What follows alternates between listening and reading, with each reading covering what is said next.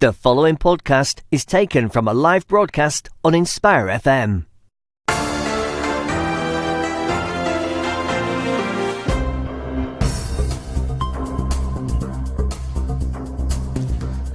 Assalamu alaikum wa rahmatullahi wa barakatuh, and welcome to another edition of Friday Night Live with me, Hafiz Shaban, on this Friday evening on the 13th of December 2019, corresponding to the 15th of Rabiul Thani 1441. As usual, we're broadcasting live to Luton on 105.1 FM. Also broadcasting live to our sister stations nationally: Sheffield Link FM, Peterborough, Salam, Derby, Nottingham.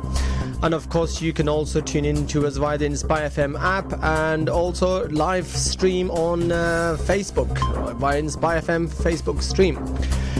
So do tune in today, join today's discussion and get involved. Very, very interesting topics that we've got lined up for you. We want to get your thoughts and your reactions and your passions and your thoughts on what's been happening UK-wide. And I'm sure you know the topic that I'm referring to already. 01582 01582 is the number here in the studio. 07779 481 is the number for your SMS messages, your WhatsApp messages, for those of you that want to send in your SMS and WhatsApp. But you know what? I really want to hear from you today, especially in the first hour, because we're going to be discussing, you guessed it, the UK election results. And mashallah, I've got a good lineup in the studio with me. And you know what? We want to have a good, interesting discussion. What happened? All right, what happened? Are you surprised, or is it exactly as you expected? Right. So I want to get your thoughts. I want to hear locally, regionally. Let's get opinions from Luton, Bedfordshire, and some of the other cities that we're covering.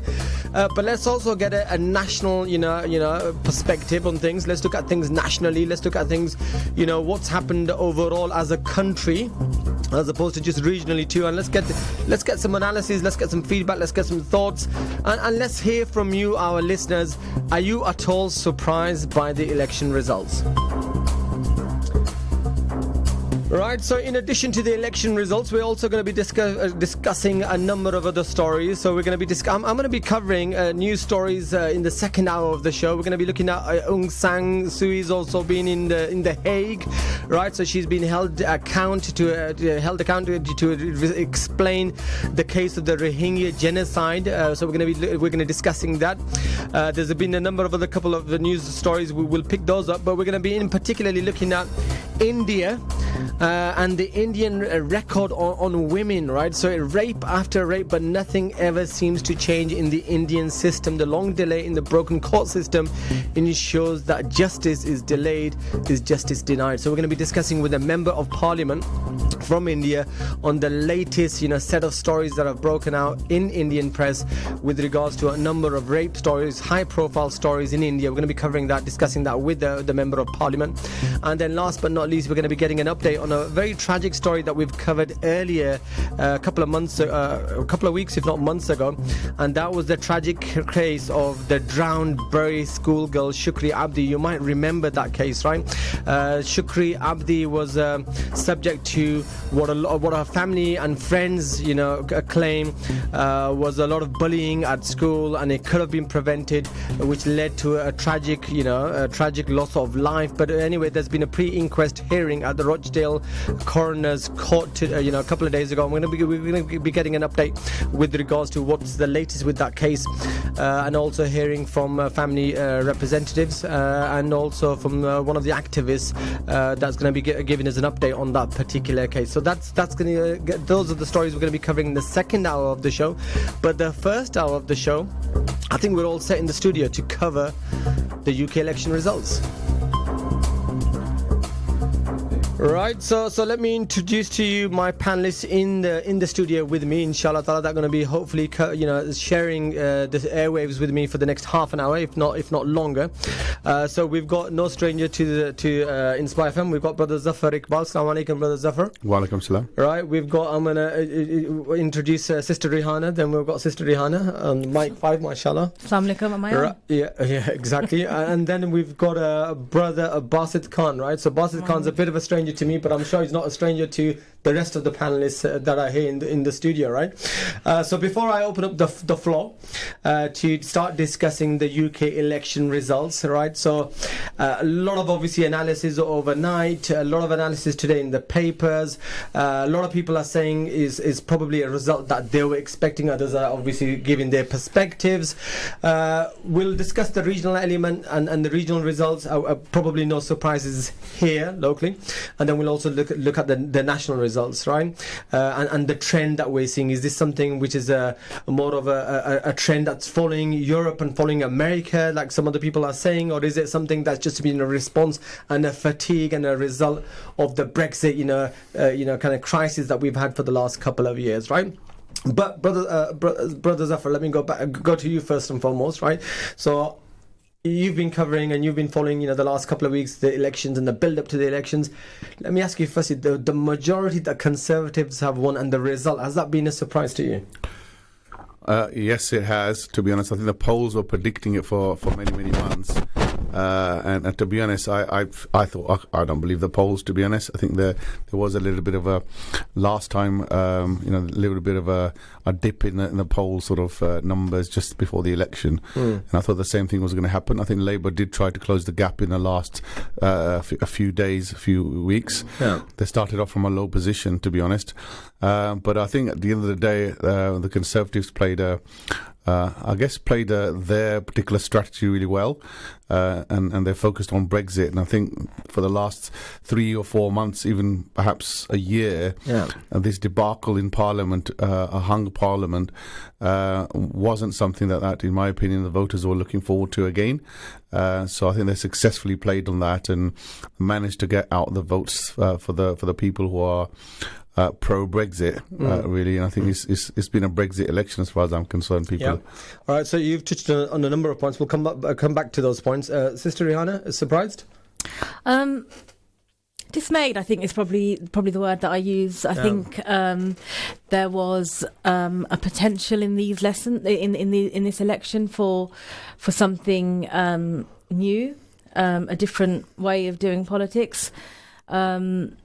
I think there may have been hope, but I think, Brother Zafar said, I think we were looking at the polls, we were looking at the mood in the country, and it's been more of a disappointment, I said, for me than a surprise. Right, Basit, right? Local politics analyst, the brief that I've been given, right? I mean, okay, No, I don't. I mean, in the build-up, they were saying these are very historical elections. It's an opportunity to almost, make a statement, right? But the last couple of weeks and months and even years, it's just been Brexit fatigue, right? And here's a party that is promising to get Brexit done, and then there's other parties that are neither here nor there. Shouldn't really have been a surprise. No, it wasn't. I mean, so the opinion polls I was writing about was a 10-point lead for the Conservatives. So, but because opinion polls had got 2017 wrong, the referendum wrong, people have thought, no, this is not going to happen. And Labour, I mean, I think Zafar touched on it, Labour tried to move it away from being just Brexit. Tried to talk about the NHS, they tried to talk about the economy, and it just didn't happen because people, like you said, wanted Brexit done, and that was the main thing in people's heads. And poll after poll, a lot of them were saying, a lot of white working class Labour voters in the north switched for the first time to the Conservatives. And if you look at the videos, a lot of them saying this is the first ever time I voted Conservative. I mean, they asked them why. They said because of Brexit.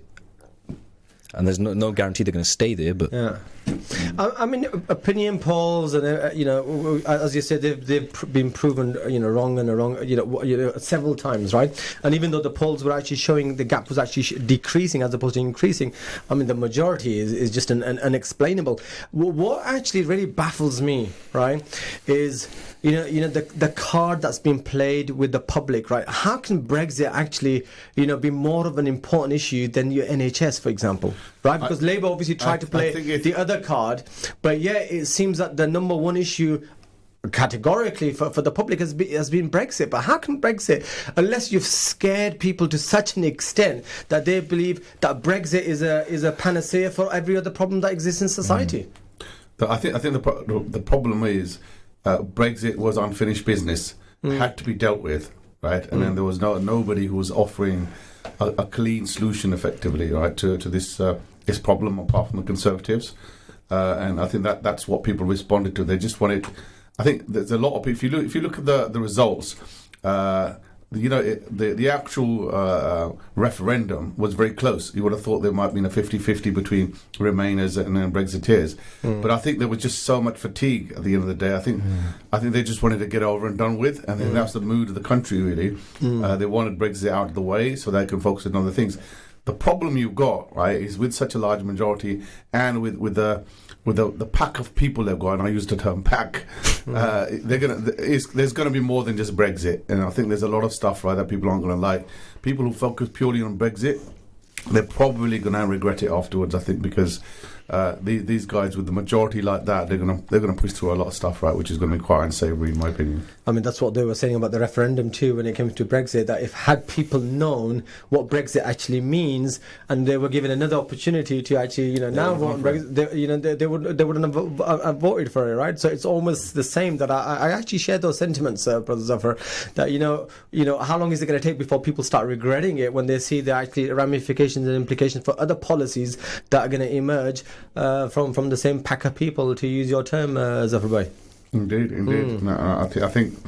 I guess NHS is the one that everyone is on people's minds, and I think you're going to see, with a majority like that, you're going to see, a different NHS by the time these guys are finished with it. To be honest, Sister Rihanna, what are your thoughts in terms of implications of what we're seeing nationally?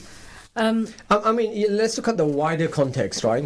And then we'll, of course, come on to the regional side of it in terms of locally, right? So, I mean, what we're seeing in terms of what we saw in America not too long ago, what we're seeing in Europe, what we're seeing here, right, in Britain itself. I mean, Conservative and Brexit, it's just not just about coming out of the European Union, is it? There's a lot more to it. It's a lot more profound than just coming out of the European Union.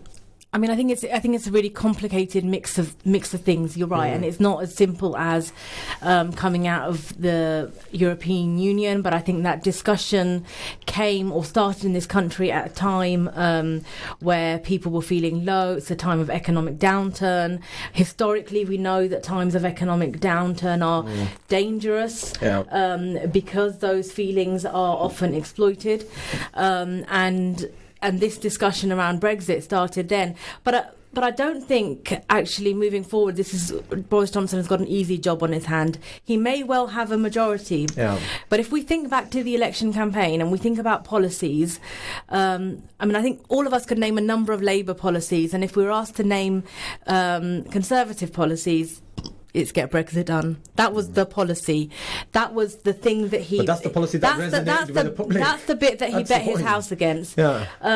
But he's not going to be able to do that. Yeah. He's not going to be able to get Brexit done. It's not going to be something that's going to be over and done within a day. We know it's going to be a much more complicated issue with that. And I wonder how long he will be able to hold people's patience on that. So I don't think he's home and dry. He's got a difficult job now of governing a country that is divided, that is upset, that is angry, and I'm interested to see what his next moves are. He's got a whole load of new MPs coming in. I'm interested to see who he appoints in his cabinet. I can pretty much guess who they're going to be. Yes. It's the pack. It's the pack. It's going to come back. If the unsavouries are removed, and I don't have any qualms in naming them. So people like the Rees-Moggs, the Priti Patels, that sends us a message. And if they stay, then that also sends us a message. I'd be surprised if they're going to be removed. I mean, they've been loyalists, so why would he be removing those loyalists? I'd even say, in some ways, Boris has just been a front man. The backseat drivers are now fully in charge, and I think I don't think he's his own man, to be honest. But that's an interesting point, because Dominic Cummings, people don't really know this name too well. Yeah. Especially in disadvantaged communities like ours. Dominic Cummings is a massive driving force between a lot of behind a lot of Boris's strategy. And the Whitehall machine, the way he's the key messaging man, get Brexit done. He was the one that kept saying 3-letter words, just keep it simple. 3 words, keep it simple. And people don't really know that guy. And if you read his essays and what he believes and the way he wants his worldview, I think you'd be a lot more worried. So. Right, okay, it's Conservatives, Brexit, all right, fine. We've gone on for almost 10 minutes with regards to that subject matter. I want to turn the table to Labour. Right, what went wrong for Labour? Everything. Right, apart from the fact that they didn't come with a very clean position on Brexit. All right, that's A. But B, they touched upon a lot of topics that a lot of interests, right? That are very close to people, to the nation's heart. NHS, education, tuition, international issues, right? Surely these are on a normal election day and vote winners, right? But what went wrong for them on this particular occasion? Remember, I don't think people could just this was the catalyst, but it was going on for a while. In the 1980s, one of the things I mentioned earlier before we started is that the working class, especially the white working class voters, and what they were calling yesterday the Labour wall in the north, that began to collapse. Sedgefield, Tony Blair's constituency, gone Tory. Huge swings, right? So what happened was, the interesting thing is the rise of the Brexit Party and UKIP, before the Conservative Party moved more to the right, before Boris, they became kind of vessels through which a lot of that anger against globalisation and people feeling left behind fell. And then, having lost those voters anyway in the 1980s, then they became left behind. The Labour Party became more kind of, and this is constructive criticism, they became more focused on the urban middle classes and London and all of this, and then those voters then re-emerged after Brexit, and now through the UKIP and the Brexit Party and watching all of this, and then now they, in the north, all vote, a lot of the constituents Labour held fell to the Conservatives. And that, Corbyn coming out and saying, I'm going to be neutral on the referendum, people were a bit confused. And you've got to remember, it's one of the biggest mandates in British history. 17.4 million people voted to leave the European Union. If you do that, the people would say, this is the interesting thing. People are saying, but all he has to do is commit to, the Owen Jones of the world, and a lot of Labour activists saying he needs to commit to remain. Unequivocally, Remain. But then the Lib Dems got annihilated, battered. So that didn't work out, did it? I think what Bassett talks about here in terms of the white working class is really interesting, because I think what certain groups, certain parties have done really well is fragment the working class. So we're talking about the white working class as if we, myself and Bassett and Brother Zafar here, are not working class or are not from working class families. We are plainly working class. But what's happened is there's been a discourse which has polarised us and made us oppositional to one another. So you have the white working class, and we are a problem for the white working class, or we've been positioned as a problem. Eastern European immigrants have been positioned as a problem for the white working class, and that's fragmented us. So yes, Labour has lost a lot of the votes from that white working class, and for me the most stark was Dennis Skinner. And those coal mining areas. To me, that's still astounding that those communities have voted Conservative.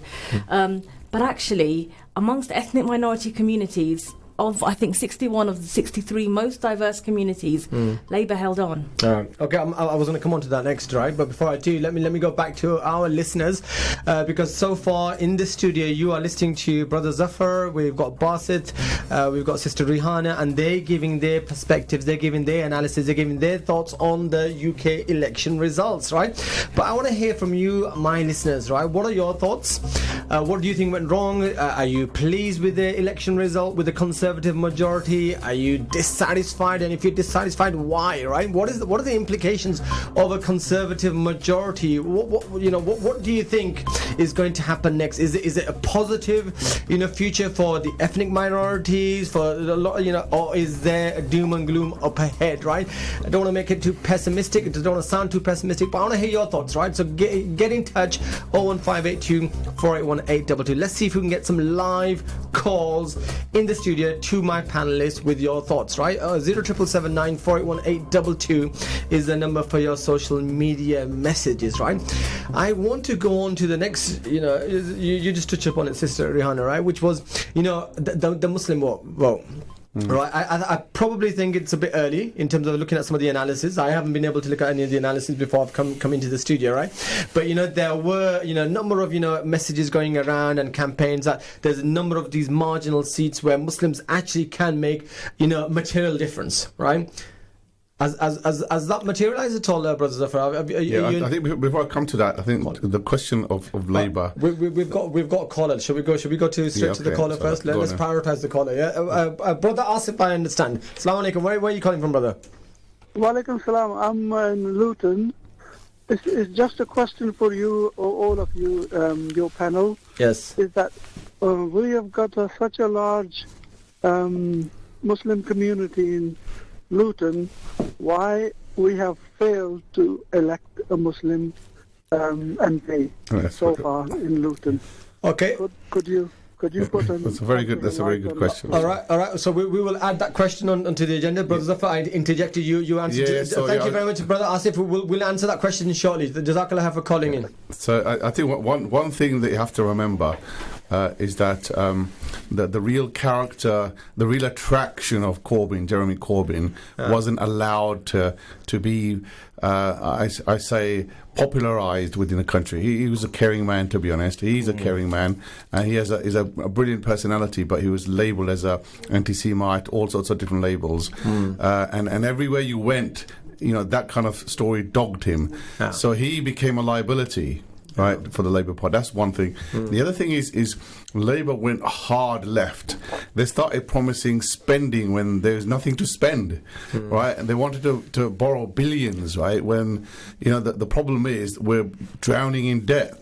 So a lot of people, although they wanted a way out of the current financial crisis, they just couldn't see that sort of economic policy being viable. I think these are two key things, I think, which didn't work in favour of Labour. But I think in a lot of the cases, I think, like we said, Brexit was really the key thing. But I think there is something here also about the way that we are conditioned to see leaders. We could see this upper middle class Etonian in his expensive suit. We can see those people as leaders. We can't see a caring person. We can't see somebody like Jeremy Corbyn with his bicycle clips and budget suit.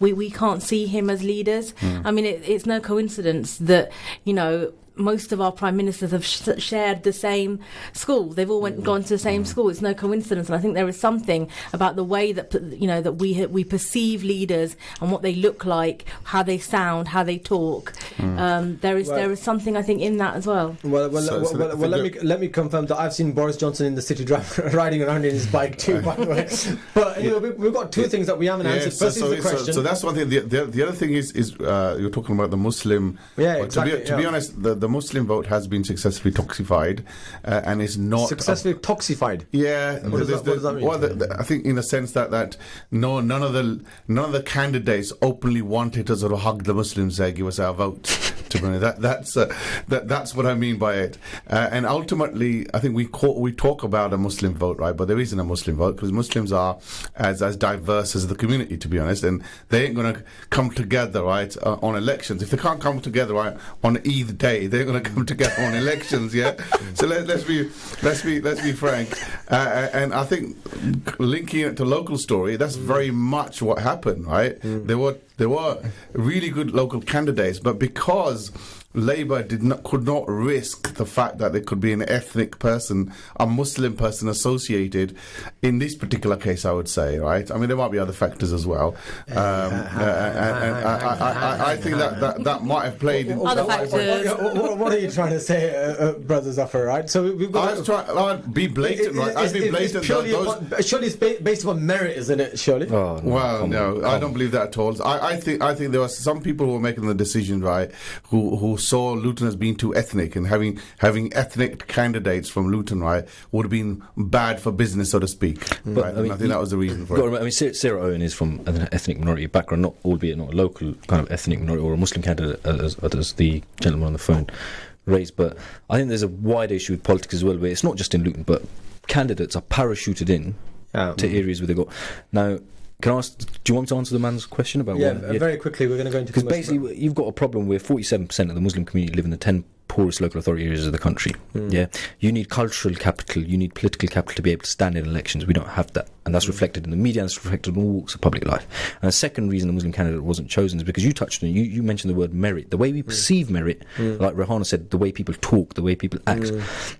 Sorry to say, being the family member of MP probably helps you look like you've got more merit than others who come out from away from the bubble of the Westminster Being bubble. white makes you look like you are. I didn't want to put it like that, but you put it like that. I think we need to start just calling a spade a spade. I mean, Bassett makes the point about Sarah Owen being an ethnic minority, and we don't want to take that away from her. But I find this whole BAME descriptor really problematic sometimes, because if we are saying that Luton should have a BAME candidate to reflect its community, what are we actually saying? Who are we talking about? What does Luton look like, and what does that representation mean? And this is no criticism of Sarah, no criticism of Rachel, but it's a criticism of the system. Okay, we're going to go into commercial break. Okay, we've got about 30 seconds. When we come back, right, hopefully we'll still have all the panelists in the studio. I want to start looking forward, right? What does the next 4 years look like, right? What are some of the concerns that people may have, you may have, right, that you want to raise? What is the next step in political activism for the community, right? Elections are over. Does that mean end of political activism? So let's look at also locally, regionally, what was the result, any surprises, and where do we go next, right? So listeners, you are with me, Hafiz Shaban, on Friday Night Live. We're going to go into a commercial break. We'll be back in a couple of minutes. Until then, assalamu alaikum wa rahmatullah. Assalamu alaikum, this is Atif Nawaz. Listen to Inspire FM shows in your time by heading over to inspirefm.org or listen on Apple Podcasts or Spotify.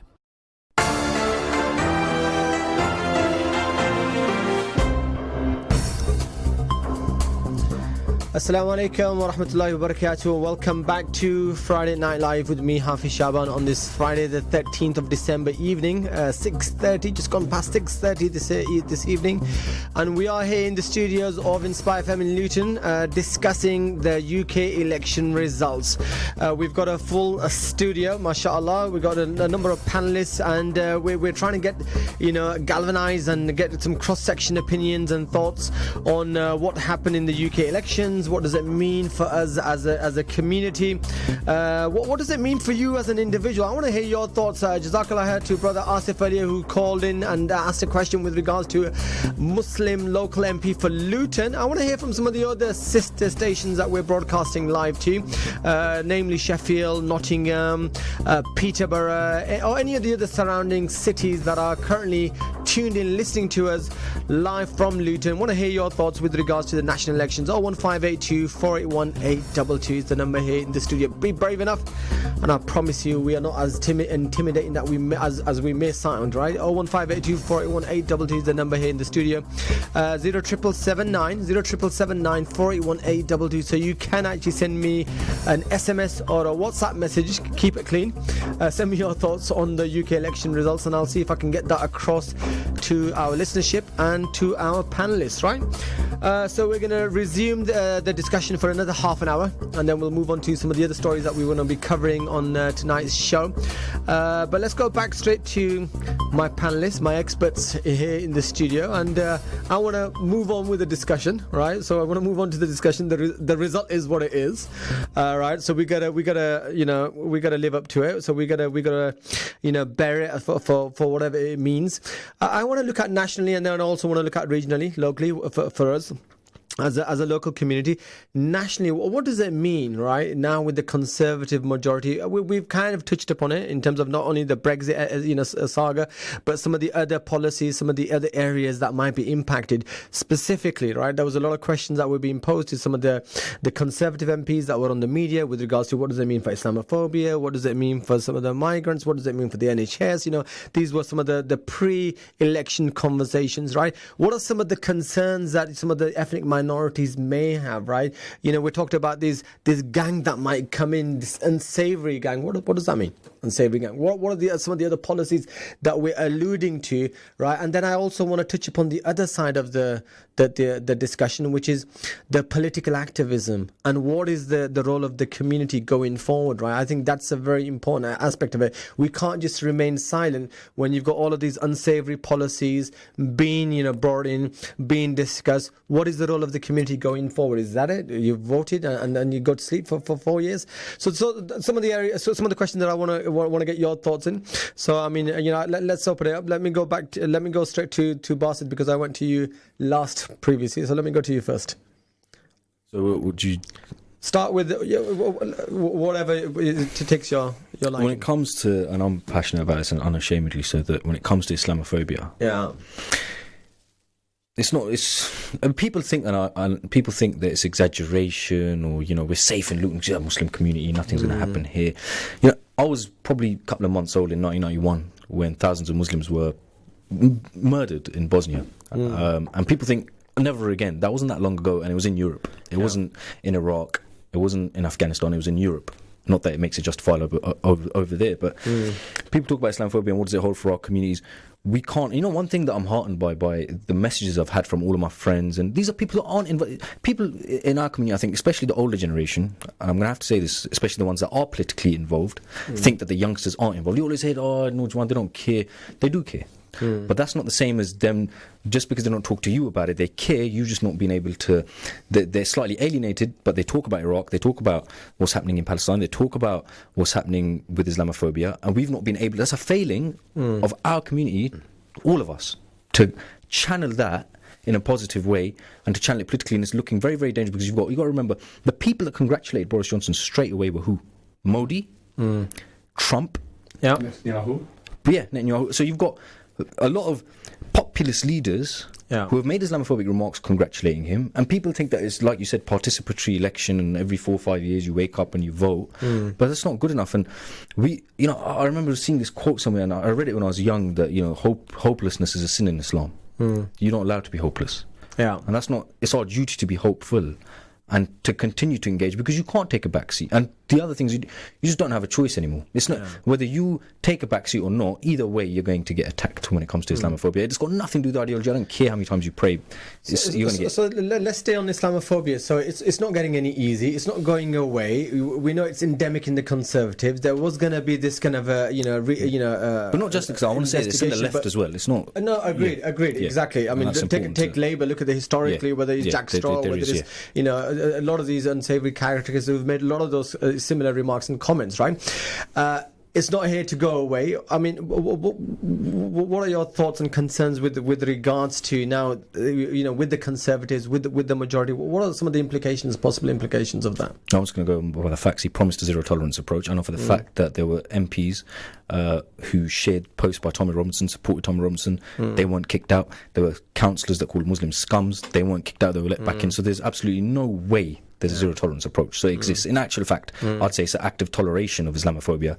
And one of the things that I'm really disappointed by, when I sat there watching the news outlets yesterday, it was actually really upsetting that they're sitting there talking about, did anti-Semitism cost the Labour Party? Which is fine, and that's a legitimate conversation to have. Right? Not one political journalist or political commentator asked, and did Islamophobia benefit the Conservative Party? Because we've seen throughout Hungary, you've seen it in Denmark, you've seen it across Europe, where Islamophobia is a vote winner, and not one of them had the courage to say, is this Islamophobia a vote winner? Yeah, no, I think that's a good point. Sister Rihanna, I want to bring you in. I'm going to say that the reason why those journalists didn't have the courage to do that, because they have been complicit in Islamophobia. When we talk about Boris Johnson and Islamophobia and violence that you've touched on, that's one aspect of it. And actually, there's a very direct link between comments that Boris Johnson made and attacks on Muslim women went up by 365%, I think it was. There's a very direct relationship. But also what we have seen increasingly is institutionalized Islamophobia.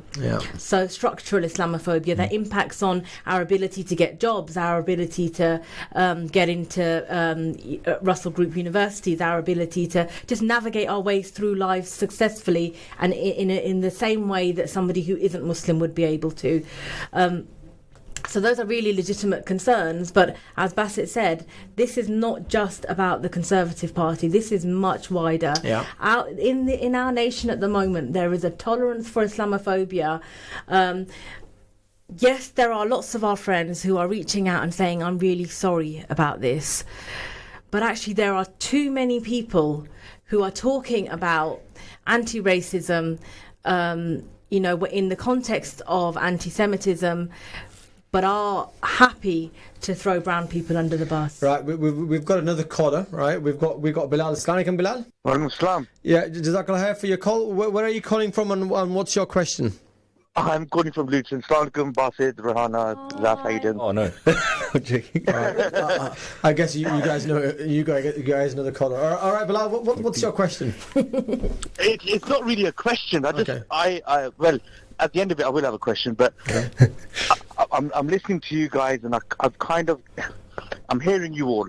But for me, this vote wasn't a UK vote. It was an English vote. And the reason why I say that is because Brexit for English people, okay, means we're going back to our old English imperial past. That's the mentality, and that's what I feel this election was about. Labour did not talk about it because it's not the mentality, they're not right-wing enough, but that's why you have an increase in racism in the country, you have an increase in these nationalist ideologies. And for us, as you know, and I think we, as Muslims, because I think it's important to talk about this, we kind of fall into this trap where we always tend to feel sorry for ourselves, and we feel that our voice isn't heard. Right, just hold on to that thought, Bilal. Basit, what do you make of that? I mean, it seems like a fair comment, an English vote, right? You know what? Going back to that imperialist past, based upon some of those key things that have been debated and discussed about immigration and the immigrants taking the jobs and the likes. I can see where Bilal's coming from. Well, one thing I will say though, that's true. There is an element of imperial past, nostalgia, but people often forget. Tony Benn, everyone remembers Tony Benn, massive people on the left, including Jeremy Corbyn, there was a left-wing case for Brexit. You cannot, for example, commit to nationalisation and be a member of a club that basically supports neoliberal capital and freedom of movement for who? White workers only. So in an interesting way, there was a left-wing critique called Lexit, which we didn't hear from, which I know Corbyn probably subscribed to, but he didn't want to say it too much because of divisions in his party. There's that element as well, and people shouldn't forget that sovereignty element. For example, if you want to, people want to abolish VAT on school uniforms, the EU striking that down. For socialists, for committed socialists, they were against the EU as well. All right, Bilal, so what do you think now with the Conservative majority government? Does that give you any reasons for optimism? The thing is, more than anything, I'm sad for communities as a whole. That's what upset me more than anything. The result I kind of guessed was going to happen, knowing where people's mindsets are and the way people think and the people I've been speaking to. But what's sad for me is where humanity is really, where we are as people. And that's the bit that, when I woke up this morning, it was always there. I always felt, oh my God, I know where this is going.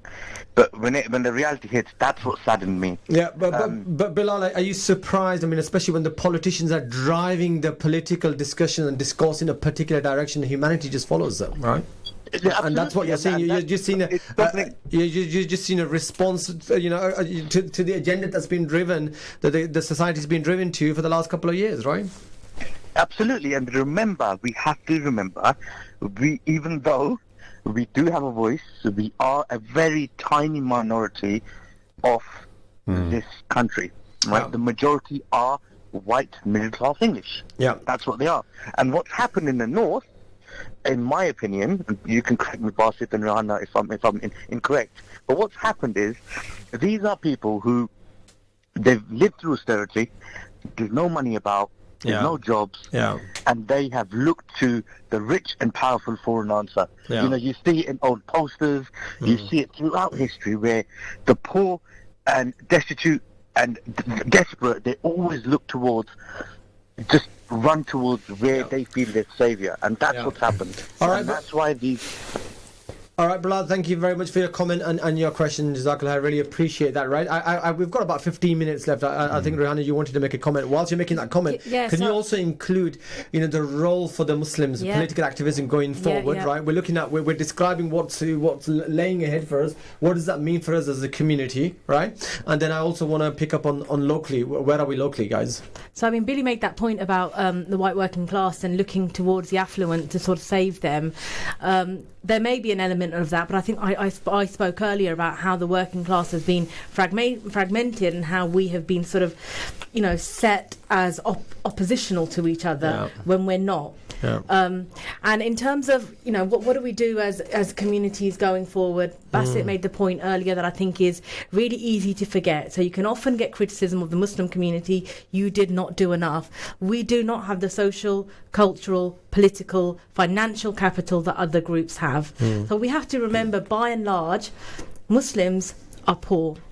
If we look at Luton, the poorest wards are the ones with the highest ethnic minority communities, highest Muslim communities. But materially, so we don't have that, But he also made that point, is that what we do have is faith. Yeah. And but we've got manpower too, surely. We've got faith, and and what I think is really important for us to do is really think about how we hold power to account going forward. There are lots of legitimate concerns about what this government means for minorities like ours. And there is a question for our local political representatives to really step up to the mark now. They won't be surprised to hear me say it. Others in this room won't be surprised to hear me say it, but I think they have failed us in the past. So now is the time for our community to hold those people. If you are choosing to stand to represent your community, then do that. It should not always be up to civil society representatives like me, Bassett, or Brother Zafar to do that hard work. Obviously we can support that, we can lobby, but actually we need our political representatives to do a whole lot more than they're doing now. All right, thank you. So I think to your original question about with this mandate looking ahead, what is likely to happen, what is government like to do. So one of the comparisons that's been made on television to this this result to the previous results in the 80s to Thatcher's era. Thatcher had a similar sort of majority, and effectively she kind of changed the entire landscape of Britain. She basically, destroyed the unions, privatization, and all of that. So I wouldn't be surprised. Sort of the big things like that. This new government will take on, and I think Brexit is probably only the start of that. I think it's going to be a lot more, shall we say? It's got to be trade focused, to be honest. Right? If it's away from Europe, then it's going to be the colonies. It's going to be the Commonwealth. I think in the background, I would say that people disagree. Publicly, there's a relationship with America mentioned. But you've got some big economies, right, within the Commonwealth. You've got India, you've got Canada, you've got places like New Zealand, Australia, etc., etc. It's a big grouping. So I think one of the things would be a focus in that direction. Try to use the quote unquote imperial connections, basically, to try and bring Britain, I guess, out of this quagmire it's in, to be honest, at the moment. So that, in some ways, that's a positive. I think Islamophobia has been used, right, to gain that particular advantage. One of the first things that's going to happen, right, is in terms of the global relationships, Jerusalem is going to be recognized as the capital of Israel, right, and that's going to please a lot of people who are in powerful positions. And I think they're the people who've been backing sort of this pack of people that's in power at the moment. So these are some of the things I think are going to happen, and with such a big majority in Parliament, I think there's a lot of things that are going to change. There's going to be a lot of change happening, hopefully for the better, but you never know. All right, Jazakallah khair, Brother Zafar, for that. And I think with that, probably we'll conclude the national dimensions of the UK elections, right? And let's move on to some of our regional territories and more closer to home in terms of Luton, at least. And if any of the other areas want to give any feedback from their areas specifically, then more than welcome to get your feedback. 01582 481 822 0779 481 822. Coming to local in terms of Luton, Bedfordshire, Brother Bassett, any surprises, or has it been the same trend that's followed suit for the last couple of years? Yeah. So it's a safe Labour seats, aren't they? So whoever gets the safe parachuted in. Yeah. In this case, NEC delegates. But the interesting thing is about Luton is Bilal spoke earlier about why we're class Brexit period. People forget Luton voted Leave. Yeah. I remember being in a polling station and one of the Asian guys ahead of me saying, let's vote to Leave to stop the immigrants coming in. Exactly. And clearly he was talking about this race to the bottom. He was talking about Eastern Europeans. Yes. So people forget that's an interesting dynamic. A lot of ethnic minorities voted to leave the European Union. Correct. Whether we, for whatever reason, whether it's sovereignty, whether it's immigration, they voted to leave the European Union. That needs to be taken into account. Locally, the one thing I said earlier on, I was heartened by the fact that a lot more people, locally, young people, young women especially, I don't think our community's done enough. And they are beginning to come forward.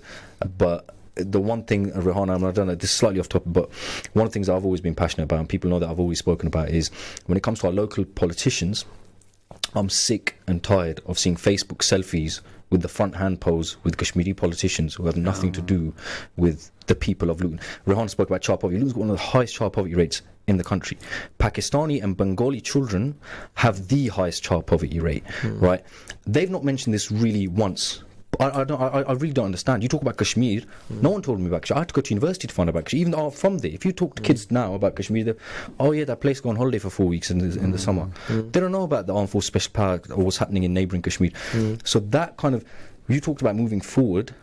I genuinely think that the way to move forward is by literally, and it sounds harsh, but getting rid of what I call these incompetent politicians, some of them in Luton, that basically are interested in photo opportunities but not very. And where are they right now? Why aren't they talking about child poverty?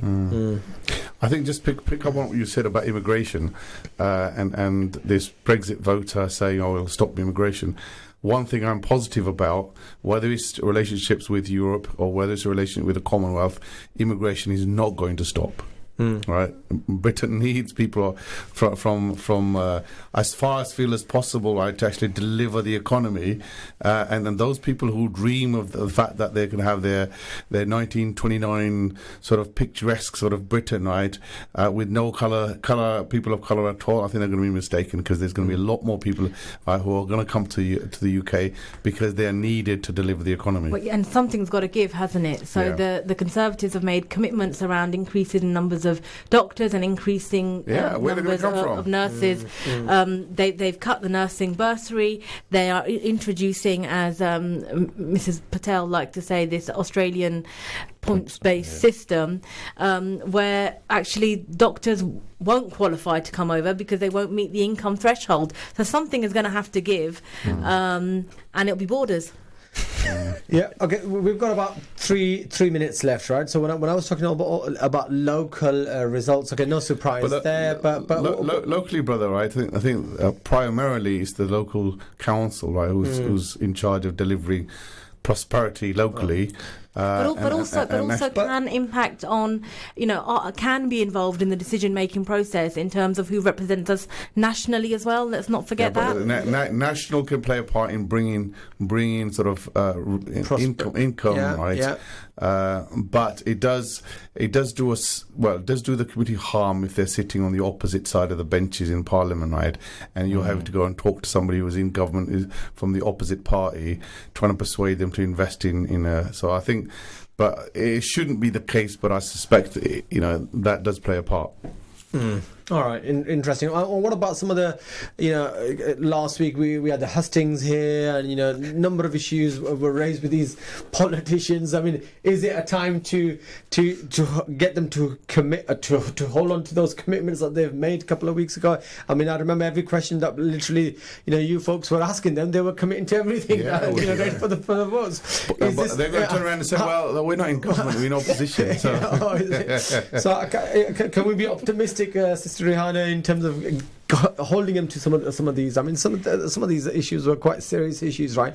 I know we're discussing, Boston has been raising, about local issues, and we've had these councillors here on a number of occasions, and it's always about the cuts, and it's about cuts and cuts again, right? But when it comes to Kashmir and when it comes to some of these other issues, any hope there that we can use those platforms to actually further these particular issues? Are you optimistic at all? Neither Bassett nor I or Brother Zafar are saying Kashmir is not an important issue. No one is saying it's not an important issue. But what we're saying is that there are lots and lots of other things that are affecting your community very directly, including children going to sleep hungry in the house next door to you. And that we have a really direct responsibility for that, and you have taken a commitment by taking our votes to respond to that. I feel more despondent, I think, sometimes about our politics locally than I do about nationally. I feel more despondent about that. But I think we've got a growing younger population, younger than me, who are more particular. Don't say who are more particularly more politically active, who are going to be holding people to account more, who want more, who are going to expect more, and who are going to give that challenge in. So there is reason to be optimistic. Good. All right, we're going to wrap up this whole discussion. Basit, 30 seconds to summarise your thoughts.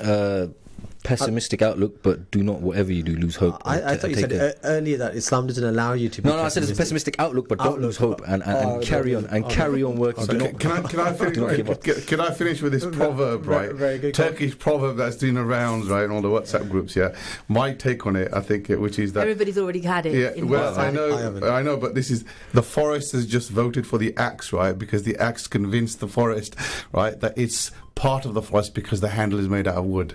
All right, fantastic. On that proverb, I want to thank all my panelists. Sister Rihanna, starting from my right, Sister Rihanna, Jazakallah khair for coming into the studio. Brother Basit, fantastic, nice having your fantastic insight into the political analysis and trends.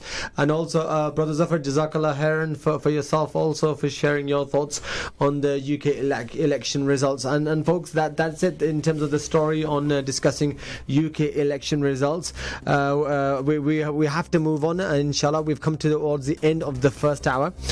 So the next hour, when we come back, we're going to be moving on to a couple of other stories. We're going to be discussing what's been happening in India and the state of rape cases, right? In India, it's almost an epidemic, right? And there's been a number of other high-profile stories that we're going to be covering, and we're going to be discussing with a member of Parliament who's going to be joining us from the Indian Parliament. So we're going to be discussing that, and of course, also we're going to try to pick up a number of other stories that have been making the headlines this week, including the Shukri Abdi family story of the tragic case of the girl who was found drowned in Bury. So we're going to come back in a couple of minutes. Don't go away. Until then, Assalamu alaikum wa rahmatullahi wa barakatuh.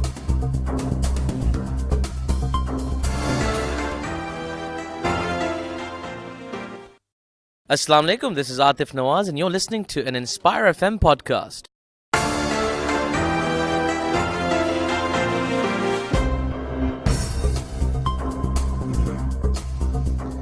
Assalamu alaikum wa rahmatullahi wa barakatuh. Welcome back to Friday Night Live with me, Hafiz Shaban, live from the Inspire FM studios on 105.1 FM. 01582481822 is the number here in the studio. 07779481822 for your SMS, WhatsApp messages. Of course, we have been discussing the UK elections results in the first hour of the show, and we had fantastic panelists and a number of callers-ins who have shared in their thoughts and their opinions on the UK election results. We're going to be moving on to a number of other stories in this hour of the show, and I've also still got in the studio, mashallah, brother Zafar, who's going to help me through this conversation in the next hour. We're going to be discussing a story from India, right, that's caught my attention this week, and that's with regards to another notorious story of a rape, right, that's happened in India. Now, I mean, it's not the fact that it doesn't happen anywhere else in the world, but it's the number of rapes that have really caught the world's attention, and the savageness of some of these stories that have been emerging from India over the last couple of weeks, if not months, right? So we're going to be covering one of those stories very shortly, and we're going to try to get through to one of the member of parliaments from India who's going to be giving his views and his thoughts on this particular story. We're going to also get an update from one of the stories that we've covered a few months ago, and that is the story of a Muslim schoolgirl, Shukri Abdi, who was found drowned in Bury. We're going to get an update from one of the activists with regards to that particular story, what's been happening, what's happened at their trial, or at least the pre-inquest hearing, and what's the update from there.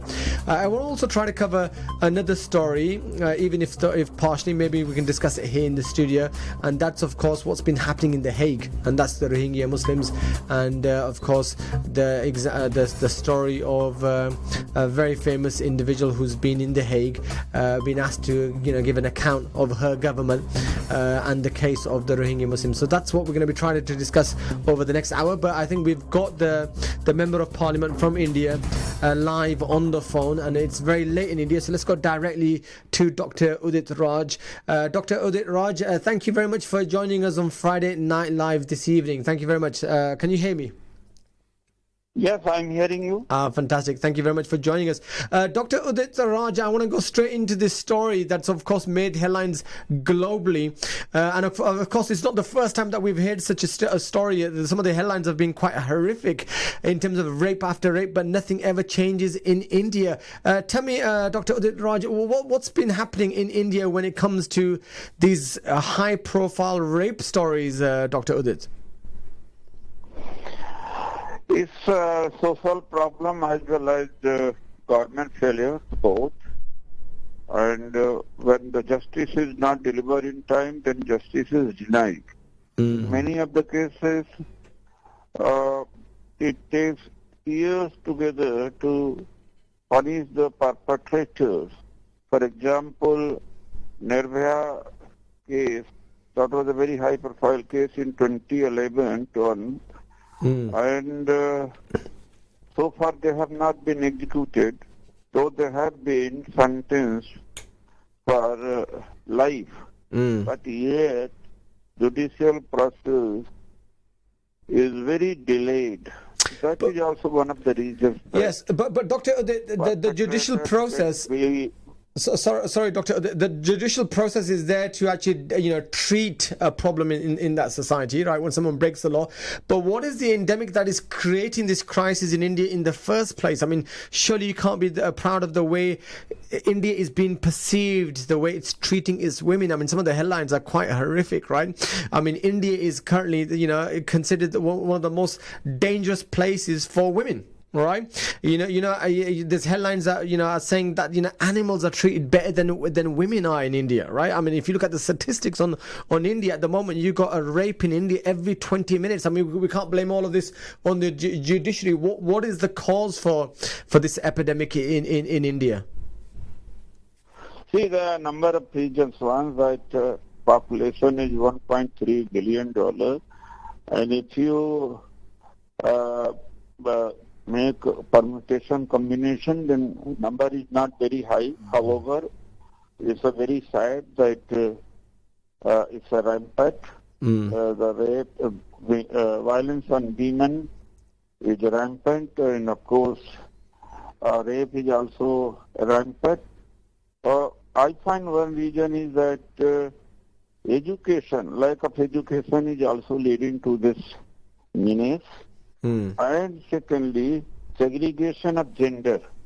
Like men and women, they live separately most of the time. So that also is a reason. And the third, that of course, in school, colleges, what the students are taught about syllabus, curricula, but they are not given education about how to live life and ethicals. And of course, they should also be, students should be taught that it is very natural. What happened, it has become a very, very secretive, and I should say that a sort of mystery.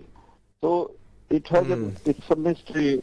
The boys keep on staring at girls. And of course, as I said at the outset, that of course, policing system is also responsible. The way they make up the case, the cases are bound to be failure. And then of course, at the level of advocacy, also, there are a lot of lacunas because of that culprits get scot-free, and of course judicial delayed. And of course finally the Indian newspapers and televisions are, most of them are very, very irresponsible. They will blow up their story out of proportion. Of course rapes and violence happen in other societies also, but there the press has some moral and responsibility, but here they are irresponsible. So it looks apparently that, of course, all over the country, all over the India, rape is happening, but it's not like that. I think part of the, from the discussion we've had, is a good analysis, right, of the different tiers, different levels of complexity. But I think the last comment is I think the correspondent has actually hinted on, is the fact that it's a numbers thing. Just because the numbers which are visible, therefore it's not such a big problem. I think that's it's a matter of priority. I think if it was a national priority, if it was made a national priority, I think it would be a different story. And also, I think there's another element. Recently, there was a story of a woman who was basically raped. And before she could give evidence to the courts, she was actually burnt by those people. She was on her way to the courts, and she was burnt. This happened in Unnao, that is in Uttar Pradesh. That's right. So this has happened over there. And before this also, the Kosham incident had happened, is that where the MLA, member of Legislative Assembly, was involved. Yes. And the witness, sister was a witness, and her car got collided in a way that she was, two people died on the spot, and of course she somehow survived. So killing the witness, sometimes they get emboldened, and UP is now more for this. And I think part of the reason, so there is actually political sort of, how should we say, the will, in some ways, I think it's probably not there. And if there was a political will like there is in other matters within India, then I think this problem will be solved. But the other thing also is the fact that there isn't a fear of the law. I think this is part of the reason. There's an impunity in which you have mobs basically lynching people, right, for for being of a particular grouping, right, in India, impure. And there is kind of like a feeling that people can get away with it, and I think if they think they can get away with it, they will carry on doing what they're doing. To be honest, I mean, Mr. Udit, I take your points, right, but I mean the perpetrators, right, of violence and these sexual assaults against women are not just the uneducated. These are not people who are uneducated. A lot of these people who are actually perpetrators are across. Even I mean, on Monday, for example, a court is due to rule on rape charges in involving a legislator from Mr. Modi's party, right? Yeah, okay, so in addition to that, you've got, Gandhi versus Narendra Modi, who are talking about making India, but, now they, of course, he's made this infamous, rape in India, popular because, Gandhi said, look, Narendra Modi is talking about making India, but in reality, what we're finding is rape in India. So we're finding it, across different stratas of society. So it's not about just education. It's about, people who are educated professionals. It's the attitude towards women, right? And that's my point. I mean, some of the statistics are quite horrifying. I get the point of, you've got 1.3 or whatever billion, citizens in India, and therefore proportionately you might argue that the figures are not as high, but the reality is every 20 minutes you've got a woman that has been raped in India, and it's all about the attitudes. And then even the stories are quite horrific. I mean, it's not the stories that you hear. You have rapes in Europe. It's gang rapes. You have rapes in Europe. America is notorious for that, but you don't get stories like a 27-year-old. This is recently 27-year-old female vet gang raped, murdered in Hyderabad, and then her body was later set on fire. Horrific. And the four chaps who were then held accountable, right, alleged victim of these four gang members, were then later shot by the police. Right, so it's almost like out of a Bollywood, movie itself. Some of the stories that we're seeing. But my question to you, Dr. Udit, is you've got the traditional Asian values, right? The way you hold the women in fairly high esteem. Are we seeing something here with regards to the liberalization and the kind of very liberal attitudes towards women, an influencing factor in any of this? What are your thoughts on that, Dr. Udit? See, only difference is that now media is very, very much in our life. They pick up the story and exactly they highlight it, they post it. But in ancient India, even 70 years ago, even a few decades ago, and the woman marrying in lower caste used to be purified by so-called upper caste. So it was very much rampant. Comparing that culture, whatever it is, or domination of the upper caste, the rapes and the violence against women today happening is nothing. I just say that there are two villages near to Jodhpur. Jodhpur is a city in Rajasthan. Rajasthan is a state in India where the marriage party had come in the village after 100 years. That means that all girls were killed for 100 years. Wow. So that's why ratio of female is just around 850 like that per 1,000 men. Wow, So I didn't know that. When women are treated as object, and men are being given preference, boys are given preference. So they are objectified, and some of the guys, they look at them as they are chicken, or they are the goat, they are the meat to eat. So, and of course, repression is also one of the reasons. Major repression. People are upset. I just said that because of the segregation of the sexes, both the sex, and of course, lack of education, and of course, availability also. In ancient India, what happened, that used to be undeclared legalization of sex. Yeah. So what happened, that the people used to meet their requirements, but now that is also not there. So what happened, they go to other countries even. So it's a social problem as well. Of course, law and order is the main thing. Political problem is there, but social problem is also there. No, I hear that, and I understand that, Dr. Udit Raj, where you're coming from. But let's widen this conversation slightly. You got on the one hand, India projecting itself as the world's largest democracy. You've got India projecting itself for its technology and for its advancement in technology, and it's open to business, one of the biggest growing economies economies in the world, and you've got all of those kind of facets. And you're selling your tourism, incredible India to the world, but then you've got a real problem, endemic problem. I mean, not only when it comes to women, but when it comes to these minorities too. I mean, let's take the northeast India at the moment, which is gripped by protests over the citizenship bill, right? Which excludes Muslims at the moment, and we've seen what's been happening in there, where of course the legislation has been fast-tracked citizenship claims from refugees, right, from the neighbouring countries, but not if they're Muslims, right? So there's very clear discrimination there against your indigenous, right, Muslim community. You've seen Kashmir, what's happening in Kashmir, and then you've got minorities in India who feel constantly under threat. I've got fellow Indian Muslim friends, and they feel under threat, living in India. So you're not doing a very good job to protect these vulnerable, communities in India.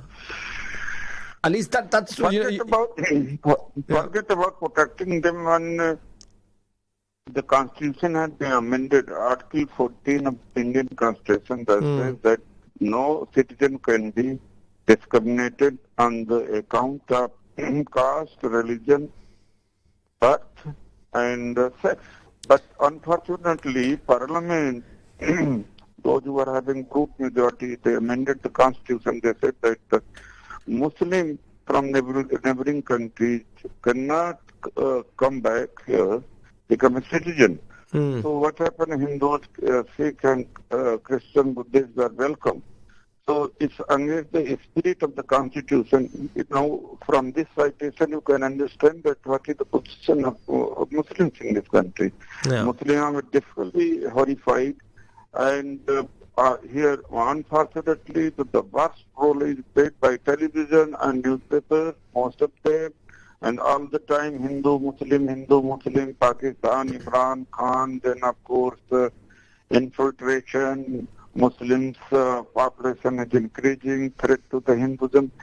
See, all the time these things are there discussed. Yeah, but Muslims are definitely under threat. They are feared. They are being lynched. They are being attacked. There is no. I mean, my point here isn't just Muslims, right? I mean, I was reading your profile earlier, Dr. Udit Raj. Right? I mean, if you've yourself, it says convert from Hinduism to Buddhism, right? 2001. I don't know if that's factually correct or not, and you can feel free to correct me if I'm wrong, right? But I mean, any minority, I mean, the current right wing, Hindu national and Hindu nationalism in India, it's a real problem for being able to cope with its minorities and look after its minorities, and we're seeing this again and again, and I'm just wondering whether some of that is also a cause for the very backward attitudes towards women. See, what happened, I will not say that it is a struggle between minorities and majority, or you can say Muslim and Hindu.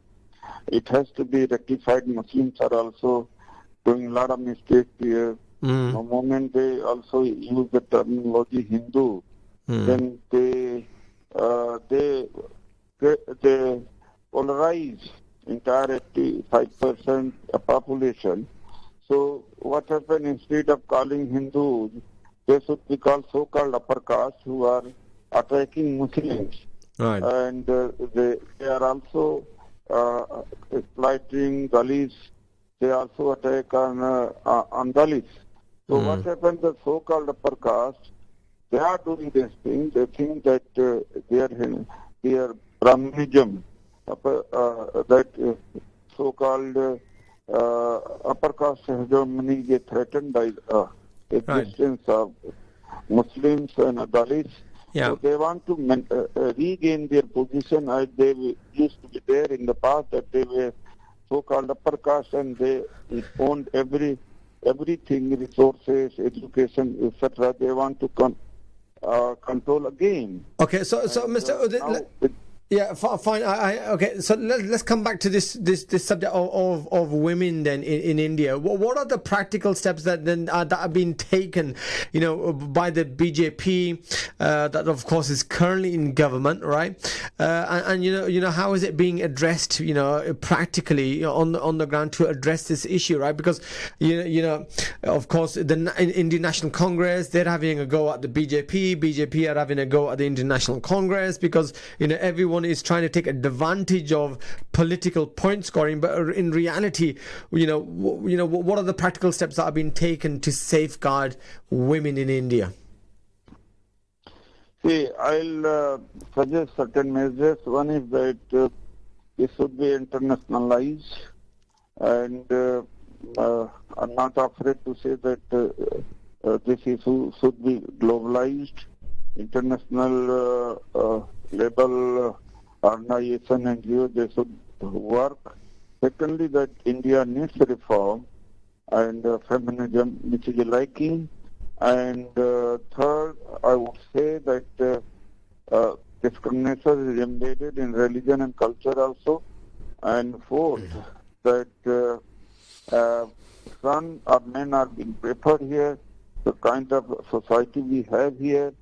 So what is needed here is major reform. Not only major reform in judiciary and policing system, but also in culture. Like in Chile, I was just watching that a few days back. Now it's spreading all over there. The women had a series of reforms, and changes, like in France, sometime bra burning, sometime, of course, getting their names, of course, street named after women, 50%. And of course, like in the late siege in Paris, such kind of movements are needed in the country. Reforms are needed in India. I get that, and a very last question, Dr. Udit. I know it's very late for you, and I really appreciate you, staying with us and to talk with us on this particular very important subject matter. The Bollywood culture of India, right? Do you think that's been a negative impact, right, on the status of women in India, or a positive contributor? Very pertinent question was that they played a very negative role, and they depicted women in movies all throughout. That women, raped woman had only two choices: either she becomes mad or she commits suicide. Whereas women is not at fault. They should have depicted in other way around the person who inflicted violence on woman or rape sex on woman. Man should have been shown in the worst light, but what happened? No, that's true, Doctor. No, that's true, Dr. Udit, right? But also in terms of the way the women are sold in the Bollywood culture, right? She's just a sexual commodity. She's the lap dancer. She's the pole dancer. I disagree. I disagree with it. Okay. I disagree with, because you disagree with what, Dr. Udit? You disagree with the way that Bollywood culture is treated? I understand that you say that exposure of the body, etc. That is not the reason, because what happened, that look at the Western countries and Scandinavian countries, whatever they want, they wear, they dress up. Right. So that is not the reason. Okay. The reason is that movies have been portraying women that they are objectified and they are meek, they are survived, they cannot, physically they are not strong, and men are superior, and if their virginity is broken, then no choice except to die or become a suicide. Yes. So that way, Bollywood has a negative role. Has played a very negative role. Otherwise, I don't think that.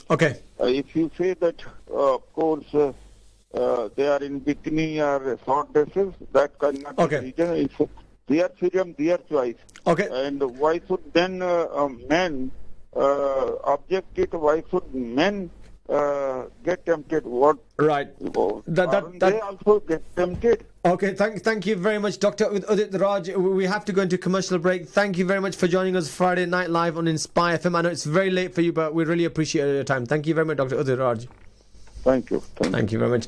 Okay, listeners, that was Dr. Udit Raj from India, Member of Parliament for the Indian National Congress, joining us all the way from India. Fantastic to hear his views.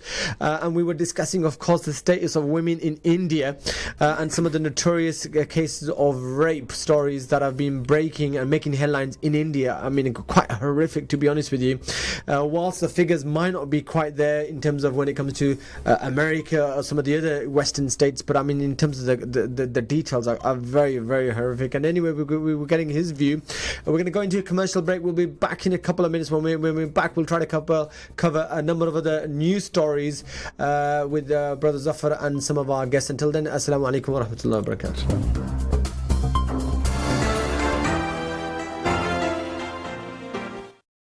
You're listening to an Inspire FM podcast, making available our popular programs from our daily broadcast on Inspire FM.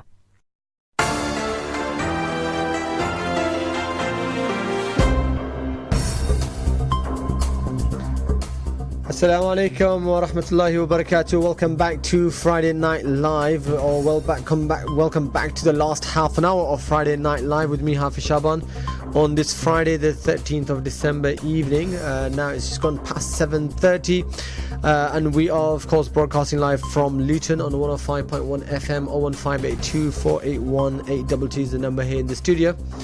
And of course it's 07779 481 822 is the number for your social media messages, your SMS, WhatsApp messages. Last half an hour we're going to be covering a couple of stories, inshallah ta'ala, that caught my attention. We've got Brother Zafar still here in the studio. I think, Brother Zafar, you had a bit of a quiet last half an hour.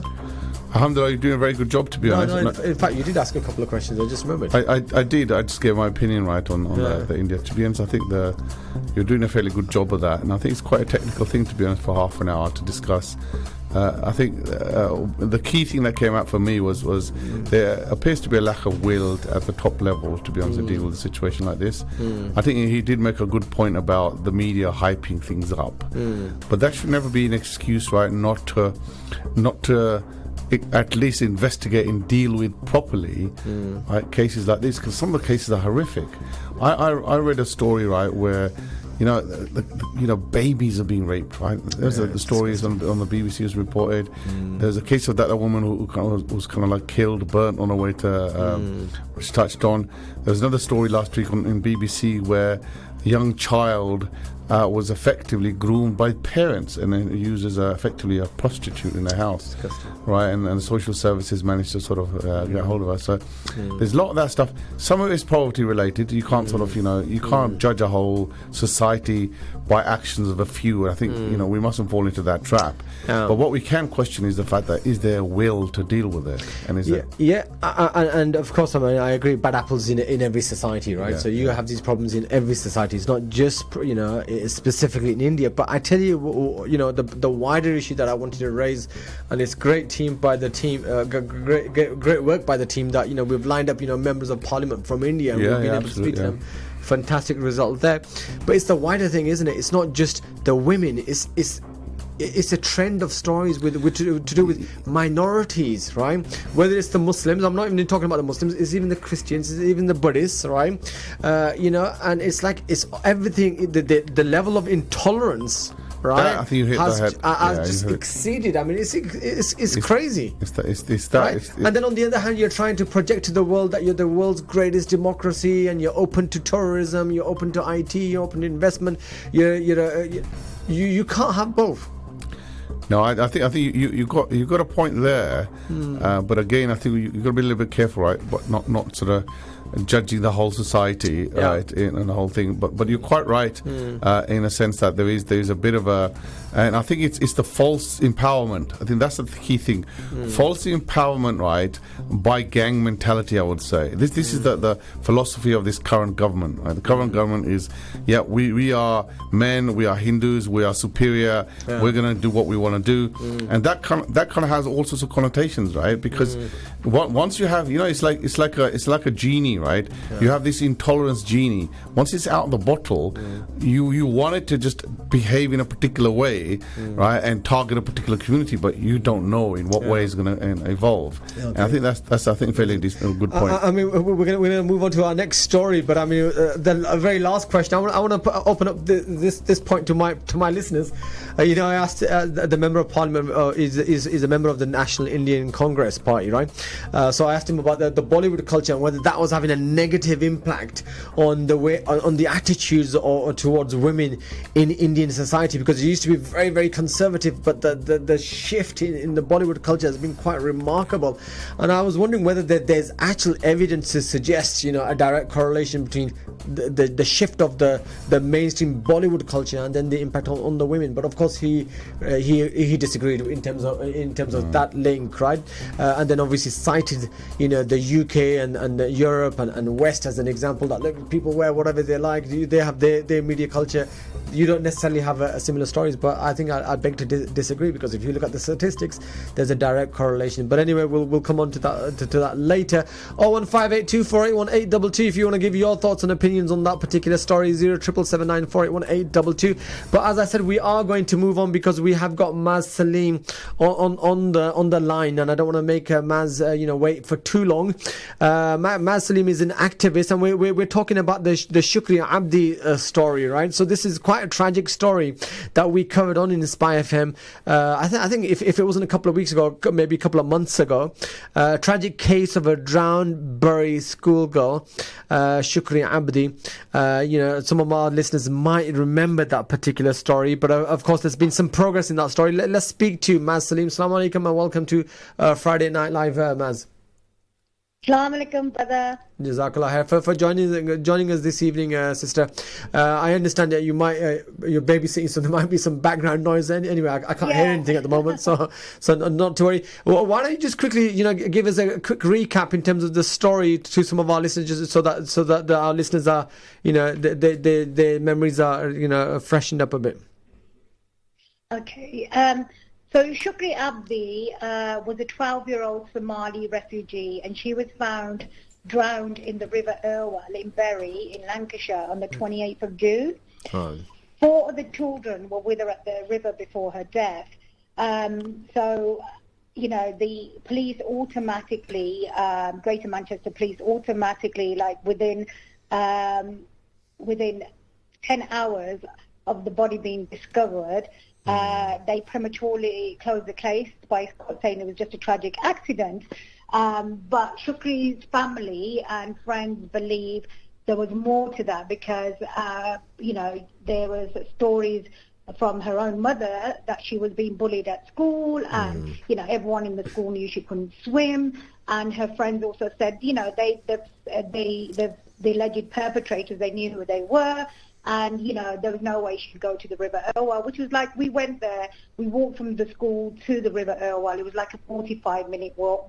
Yeah, so there's no way she'd go there on her own choice. But what the reports were in the paper, it was a hot day. She's a visible Muslim in a hijab. Yeah.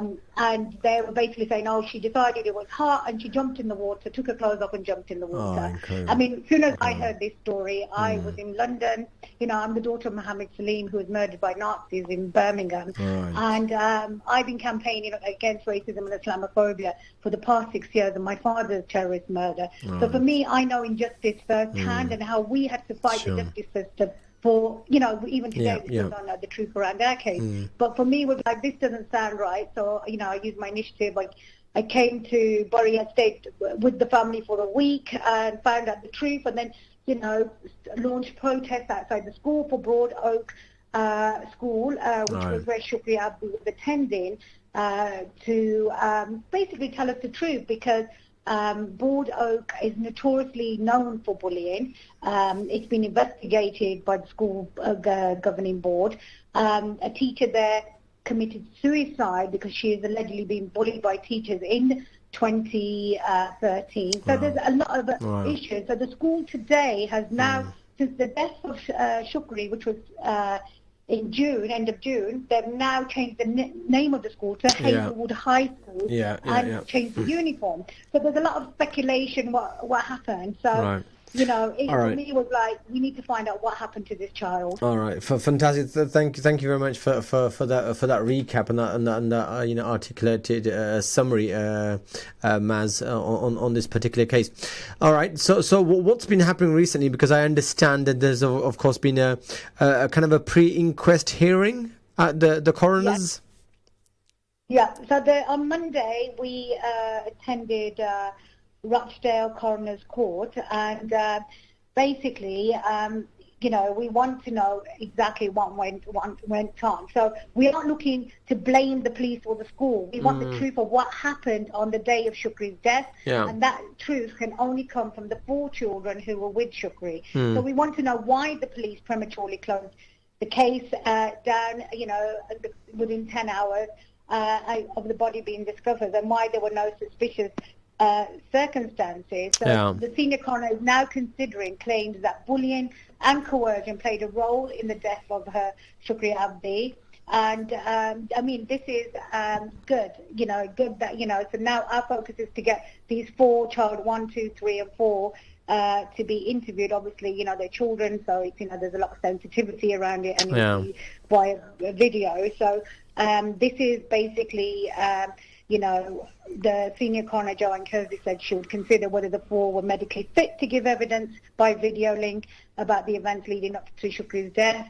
And she's also considering whether claims that Shukri was a victim of bullying and coercion by the other children will form part of the full inquest, which is scheduled to take place in late February. So she's due to make the ruling on the scope of the inquest in 7 days' time. Right. And obviously the children can't be named, so they're being referred to child 1, 2, 3 and 4. Sure, okay, fine. So she sets out the kind of parameters of the coroner's kind of investigation, and then that happens between January and February, and then a bit of we get the conclusion. The date she's given in mid-February, because the video link, they're looking at doing it at Manchester Coroner's Court, because there's video links there. If they are going to interview the children, then that's probably the better court to do it at.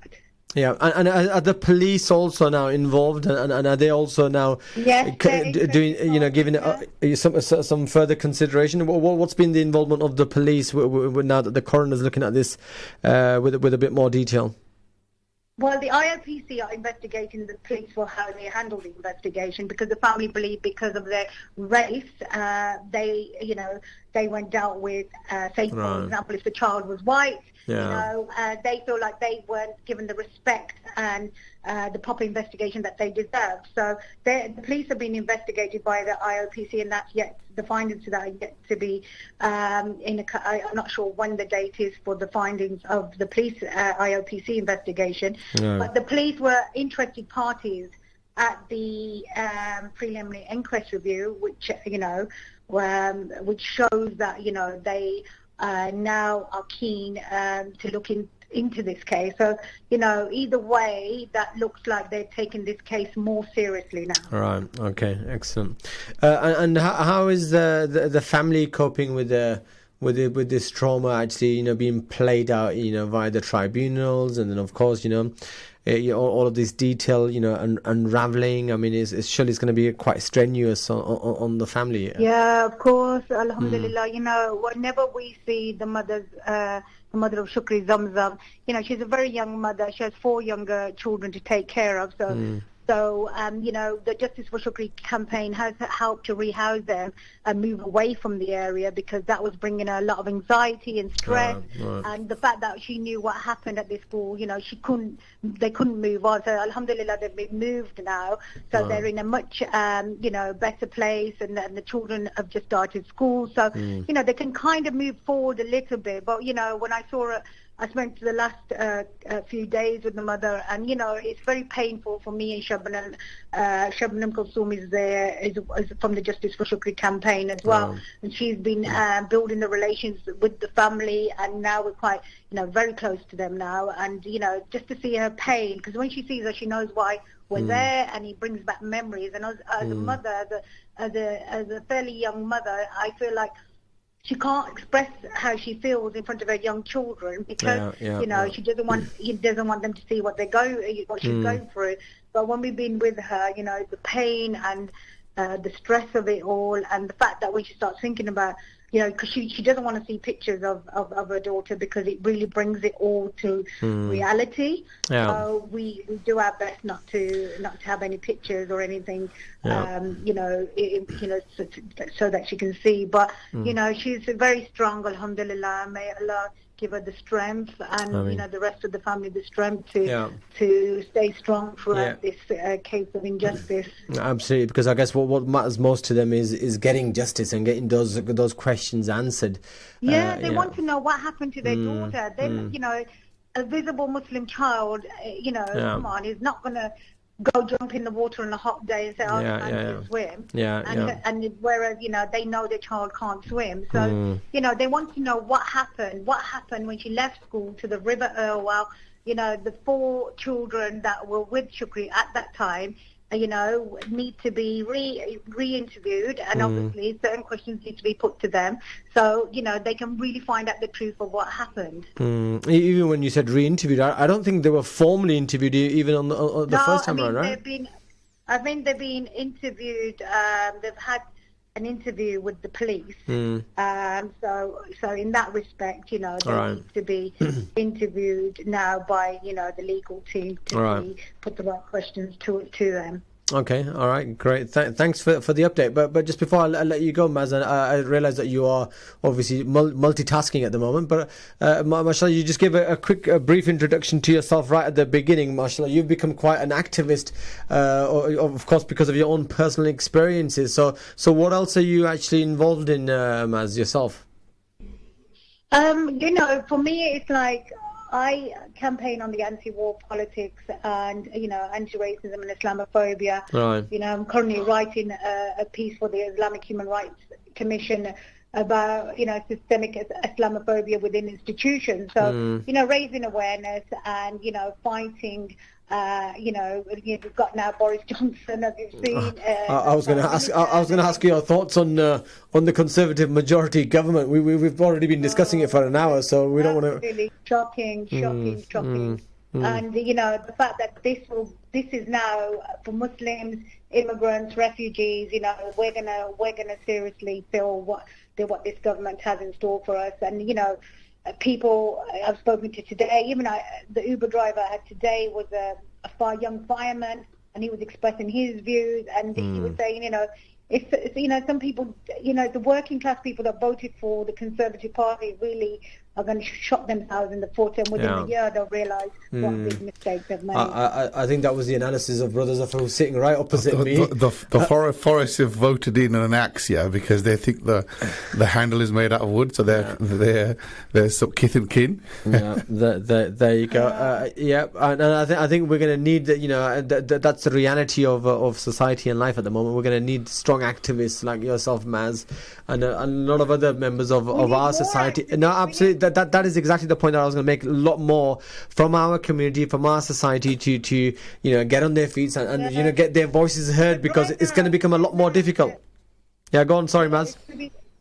It's so, like, right now people need to fix up, they need to speak out, they need to challenge, they need to start mobilizing, because honestly now for Muslims it's going to be really, really treacherous. And if we're going to look at laws within the Conservative Party, especially already with the prevent strategy and the counter-terrorism laws, they're going to get much worse and much strict, and we're going to take the brunt of it. So I think young people need to wake up. Most are, but I do generally think they need to start mobilizing, speaking out, and forming themselves in a way, because we need to fight this straight on.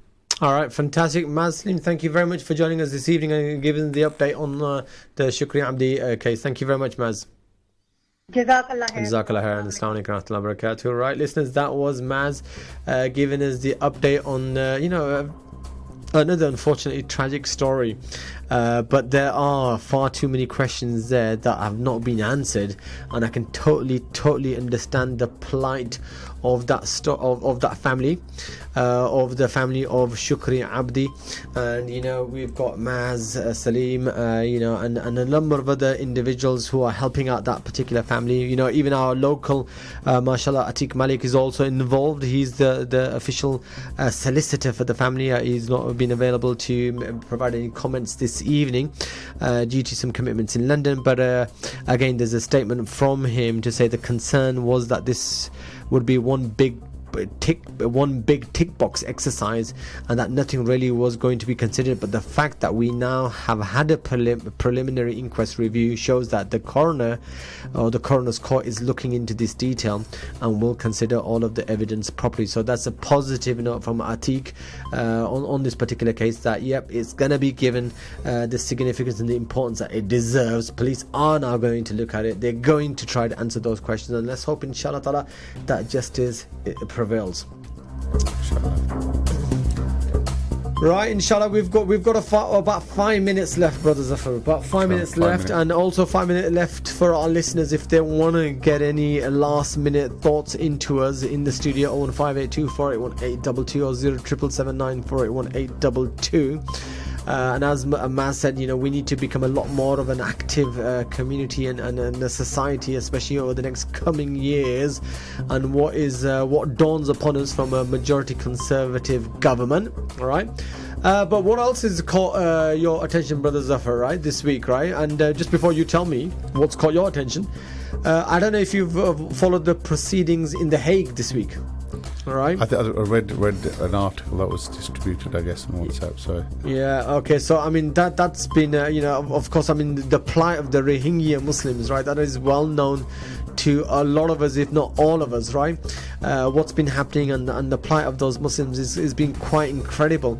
And then you've got Aung San Suu Kyi, right, who's obviously this symbol of human rights, and her campaigning for many years under house arrest against the military ruling of Myanmar, and but then she comes to power and she's been completely people silent. say not only silent but complicit.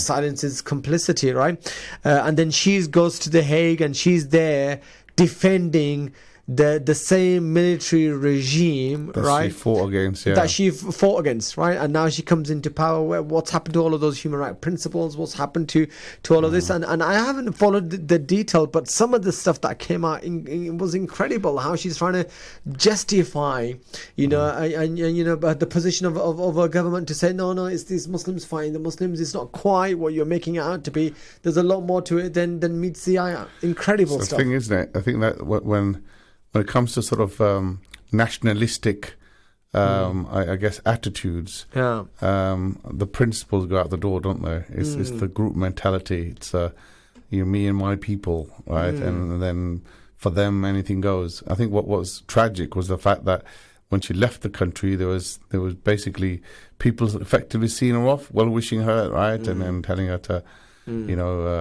keep safe and all sorts of different things, and it's quite tragic, really. There's not the fact that there are other human beings affected, right? I think further from. Yeah, so I think generally it's quite depressing that wherever you go, careful humanity is not seen as a priority anymore. It's been depleted, nationalism whereas, exactly, other things are taking priority. But Gambia's legal team are the ones who are heading up this particular case in The Hague, right? Apparently, Gambia on behalf of the the Organization of the Islamic Countries. I don't know. This is really tragic. This is really tragic. It was actually the is it OIC which brought the case. But the bigger countries didn't want to take a lead, right? Just in case, right, that their relationship is upset, right? With so they allowed little old Gambia, which is a tiny nation, to actually lead on it, which is quite unacceptable. You got countries like Turkey and Saudi Arabia and Pakistan, and Pakistan would never do kind of like this. But then again, I mean, nothing's new. 2 weeks ago, last week it was the hustings. The week before we were discussing, the Uyghur Muslims, right? And we've been covering that on Friday Night Live for a number of weeks. Almost across that journey and the stories as they broke. And a lot of the Uyghur, where are the Muslim countries? Where's Turkey? Where's Pakistan? Whereas very Turkey, cordial relationship with China. Earth Ghoul series, right? I don't know if you watch it or not. I'm a massive fan. They claim inheritance from that region, right? And how do they reconcile? How do they reconcile the acceptance of the fact that they're kind of like the historical relatives or cousens or whatever are being treated like that. Incredible. But also, if you look at the way people of Hong Kong are treated by the Chinese, right? Look how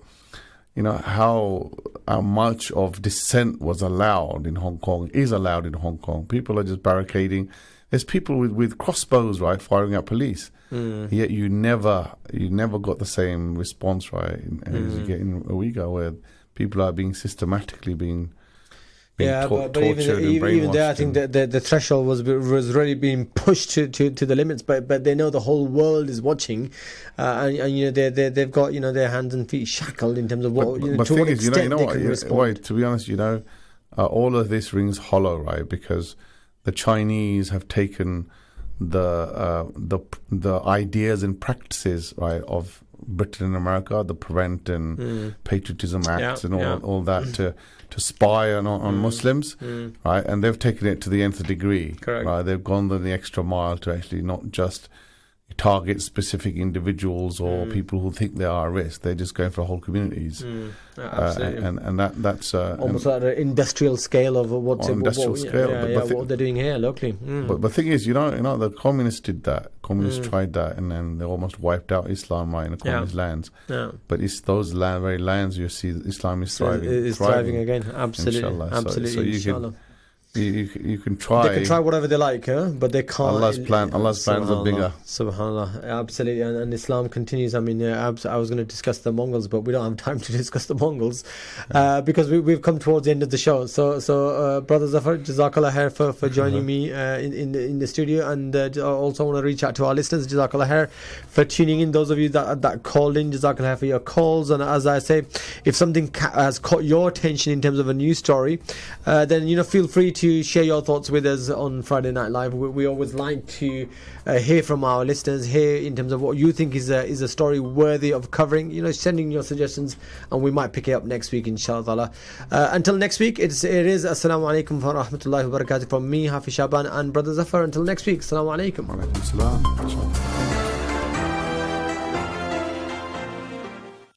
Thank you for listening to our podcast. We stream our daily broadcast on inspirefm.org. You'll find all our daily updates on our social media at Inspire FM Luton.